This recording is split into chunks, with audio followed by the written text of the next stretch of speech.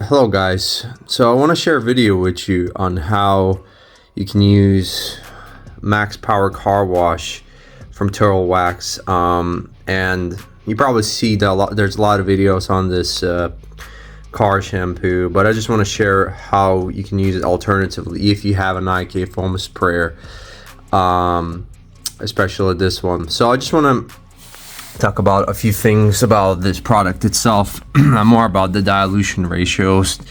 So the dilution ratios I'm going to be using today is the 300 milliliter, which is the most aggressive, and it suggests 300 milliliters per 4 liters of water. So this is the dilution ratio I'm going to use in the snow foam sprayer, because this is not exactly like a snow foam lens. The dilution ratios in this foam sprayer are, the way you dilute the product in, it's a bit different, but I found that if you dilute the same way as it suggests for the bucket, it just works fine. You're basically spraying the same amount of shampoo onto the panels as you would get from the bucket with a contact wash. However, we're not going to use no buckets today, and I just want to talk about the price as well. So this product is 10 pounds, and if you work it out, you can do about 10 washes with it if you use this snow foam cannon. But I put 600 milliliters. My only suggestion is you have to pull the water in first, fill it with 8 liters of water, and then put the 600 mils first, because if you put the shampoo first, it's gonna foam up on you really well.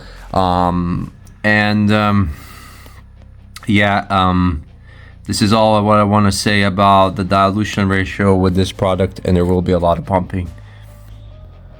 So the car, guys, we're dealing with today is quite dirty. Has been driven almost every day, has been washed for 2 weeks, and as you can see, it has collected a lot of road grime, some bucks, splatters, and you name it. And we also have a little bit of brake dust on the wheel itself, and that's where we're going to start cleaning our car. So it's maximum dilution. It's basically, it says that it should remove brake dust, and it actually did. I've worked it in the wheel itself, and it did remove the brake dust effectively. However, all the dirt that has been left in the tire, even after agitating the product, it didn't really do a great job. There was still dirt left on it. However, I did not expect it to do it, and it's not what the product is made for. You will need to pull out a degreaser for that purpose. And yeah, even with after agitation, there was still dirt on the tire itself sitting there. However, it did a good job on the wheels themselves.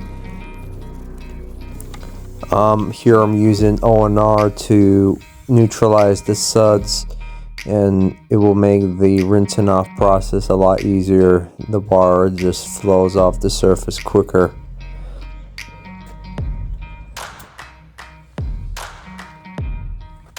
Next step is the contact wash, and I'm gonna wet all my microfiber mitts, as it is a no bucket method.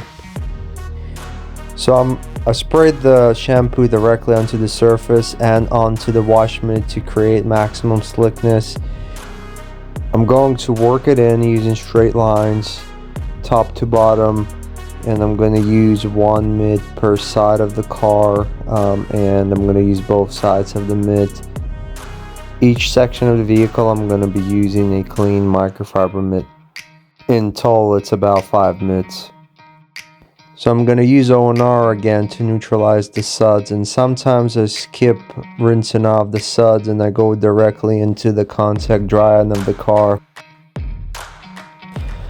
Some tight corners of the car may still hold some foam left from the contact wash. However, you can easily rinse it off afterwards, either using water or ONR. But regardless, I will always use ONR even before I use water. It just makes rinsing off the shampoo easier, and use less water with that as well. So far, Turwax Max Power Car Soap, it seems to be doing a really nice job in removing traffic film. I personally prefer soaps that are a bit more aggressive because you want to get rid of all of the contamination of the paint. You want to get rid of as many of contamination as possible, and I'm not really worried about stripping down any waxes because I can easily reapply them afterwards, and especially when you have spray waxes that are easy to apply. Can literally spend like 5 to 10 minutes applying a car wax, and it doesn't bother me the fact that this soap is a bit stronger. I've used about 4 liters of soap at this point. However, next time if I want to wash a car, I'm not going to use it on the wheels and the wheel wells. So I'll probably end up using 2 to 3 liters on the body of the car, which is about 70 to 80p per wash. It's relatively cheap. This car soap has a nice scent to it. It's pleasant to work with. The only downside of this shampoo, in my opinion, is the fact that it lacks a bit of slickness. However, it's not the end of the world. Car soaps like these are essential, especially in big cities in the UK, because you get a lot of industrial fallout, you get rail dust from trains, you get a lot of traffic film during the rain,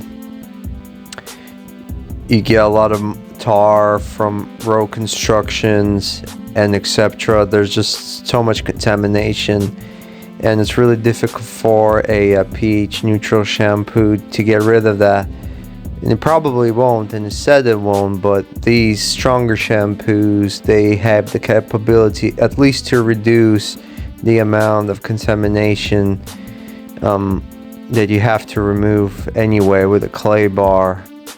So I believe that shampoos like these are essential, and as you can see, they do a really nice job, and it leaves a really nice finish because it is actually really clean. And the method that I showed you guys will allow you to use less water, less product, be more efficient and more eco-friendly. I would not recommend using it on wheels and tires and wheel wells. I would rather use an APC or a degreaser. However, it did a nice job on the wheels. Overall, good shampoo, and it did a really nice job on this car. Thank you for watching the video, guys. Like and subscribe, and I'll catch you in my next videos.